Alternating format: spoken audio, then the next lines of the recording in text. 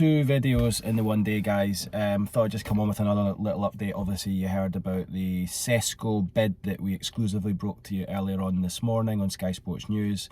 I'm just on with another update regarding both Sesco and Alexander Isak. So if you're new to the channel, please subscribe, leave your comments below. I'll get on with the video because I've got loads to do today. But anyway, firstly, Isak due back into Newcastle today following his warm weather training camp, shall we say, out in San Sebastian at Real Sociedad's training complex, where of course it must be said it was empty. He wasn't training with Real Sociedad, but he travelled there to recover from the minor thigh injury that he cited as the reason why he didn't travel with Newcastle on the pre-season tour. But of course, it then became clear afterwards that the main reason he didn't travel was because his head had been turned amidst the interest from Liverpool.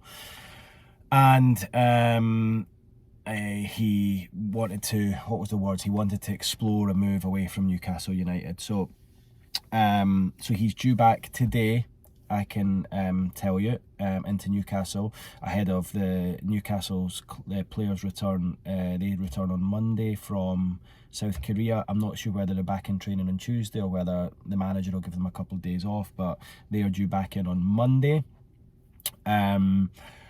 But yeah, I think quite interesting to find out that Isak is back in today, and he's, you know, ended his people are using the word AWOL. I don't know if AWOL is the right word, but he's his little personal training camp out there in Spain. So it had to come to an end at some point, and he obviously wants to come back in a couple of days before the team get back and sort of stuff out. It'll be interesting to see what happens next week between himself and Eddie Howe at the training ground. If by that point he's still a Newcastle United player, of course Liverpool could yet come in with an increased bid between now and then. But again, I think that is all reliant on Newcastle getting a replacement. And as we know, the story we exclusively brought to you this morning, Newcastle had a £70 million bid. So 75 million euros plus 5 million add-ons makes 80 million euros, 70 million package. A bid placed this morning with RB Leipzig for their star striker Benjamin Sesco. So so Isak due back today. He's been away for, I think he's been away for over a week, certainly round about a week anyway. He's been away training and recovering. Look, I've said on record, on air a couple of times, I personally, I know you guys disagree, I don't think it was a huge deal because he would have been at Newcastle training ground by himself, training, recovering anyway. All the medical staff, all the physios, everyone is away with the club in Asia. So there's a skeleton staff back here. He probably felt he was in the best hands with his own guys. Newcastle have got an agreement with Isak that he can use his own guys when he recovers from injury. It's not the first time we've seen it. But I get it, the optics are not good due to the fact that Sesco has done it off his own back. The fact that he's not told the manager first.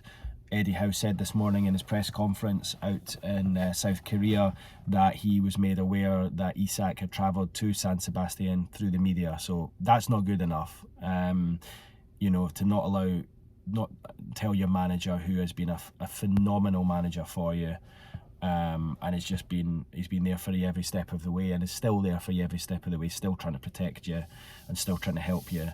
I feel that's really, really poor from him. But the fact he's training in Spain rather than Newcastle, an empty training ground, for me it's by the by. I know you guys will probably feel differently. I know there's a lot of anger because he's gone AWOL. But for me that wasn't a huge thing. The huge thing for me was the fact that he didn't travel with Newcastle on the pre-season tour. Whether he's training in Spain or here on his own, what does it matter? Really, what does it matter?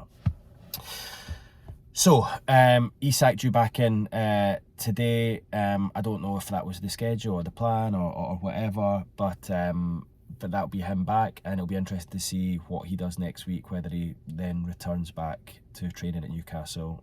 Eddie Howe expects him to return. I would expect him to return. I don't think he's going to go on strike or anything. He is agitating, he's making things difficult, life difficult for the club, for you guys, of course. I don't think he's going to go on strike. I think he will report back to the training ground next week as the rest of the players return from South Korea. So I don't know whether that's going to be on Tuesday or maybe a couple of days later in the week. We must wait. God, I'm tired today. Do I sound tired? Apologies if I'm slurring my words a bit. I'm just so shattered. I was meant to have a day off today, but I've ended up working all morning. So yeah, just really need a bit of a break actually. So there we are with that. In terms of Sesco, we broke you the news earlier that Newcastle had that £70 million bid, 80 million euros. 75 million euros plus 5 million in add-ons, however you want to describe it.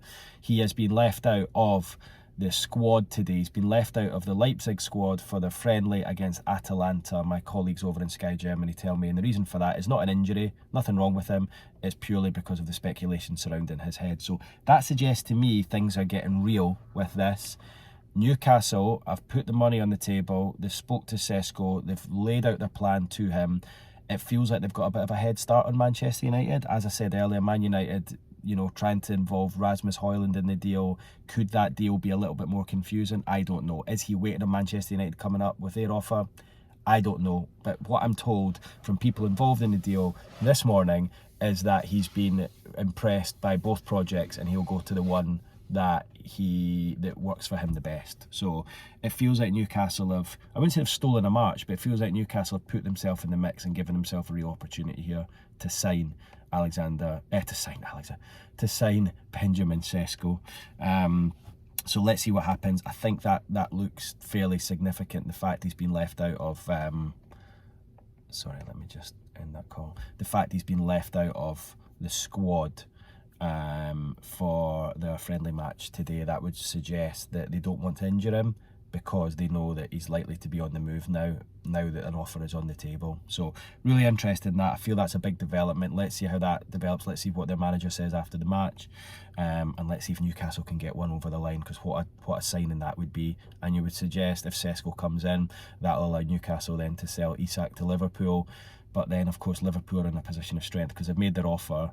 Will it mean that Newcastle then need to go back to them and say, look, are you willing to give us a bit more? Will they give a bit more, or will they dig in and say, no, there's your 110 plus 5?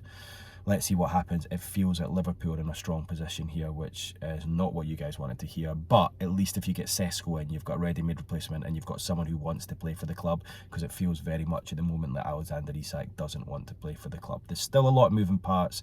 I still could see a scenario when Isak's wearing black and white next season. I could see a scenario where Sesco's wearing black and white. What I can't see is a situation where neither of those two or another top-level striker isn't. Newcastle will not start the season with just a backup striker, for example. They will not do that. They will just dig their heels in and keep Isak if it comes to that, but it looks like they're trying to find alternatives with the fact that they're making this big money club record bid for Benjamin Sesco. Okay, I'm at risk of repeating myself, guys. Thought I'd just bring you up to date on the Isak situation back today. Let's see how that develops over the next few days. And then Sesco not in that squad today. So stuff happening, things moving. We're getting to that period of the transfer window. We all need a break, don't we? Cheers, guys. Speak soon.